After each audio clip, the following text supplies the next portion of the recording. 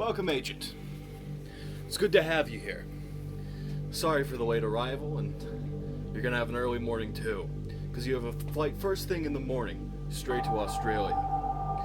You'll be heading over to Esperance, but before we get to that, I should probably tell you what you're here for.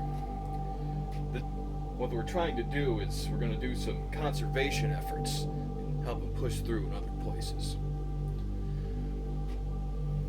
Over in West Australia here, Esperance. Now, Esperance has a pink lake, and that's why you're headed there.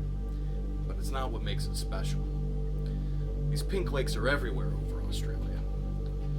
They have this algae and bacteria that turn them pink through these chemicals they release that are purple, red, pink for the summer and spring.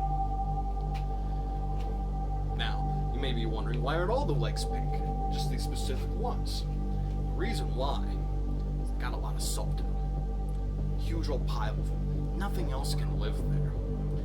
Which is typically a problem for lakes. Except for here. The problem here in Esperance is the salt mines took too much salt. And now the lake doesn't turn pink anymore.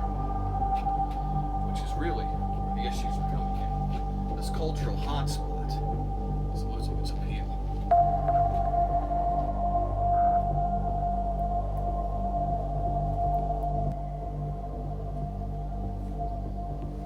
Now, this salt mining isn't the only threat, of course. It's just the one we can act on.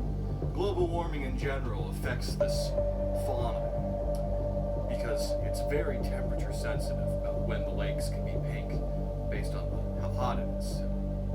Well, Australia's having hotter summers. And that's not too good, but that's kind of beyond our payroll for this project. What isn't beyond our payroll is Mr. Mossenbauer's plan. This Aussie came up with a plan to fix not only the pink lake, but some neighboring wetlands too.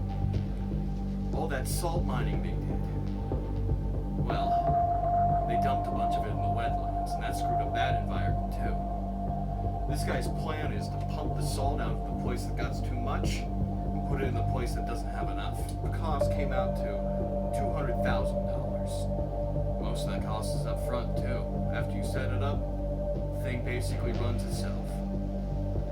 Once the machinery's up and running, well, it's all electricity from there. And we can get the lake all the way back to pre-1900 salt levels in just 3 years. If we were to just sit on it, not do anything about it, it would take 800 to 1,300 years to get the same result. Now, some other options too.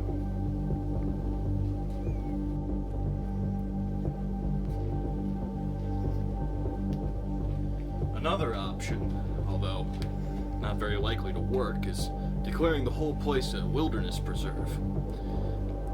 It would keep everyone out, make sure nothing else is pulled out of the place, and let the area recover more naturally. It's too connected to the community. Golf courses, roads, shops, the whole place is named after the pink lake.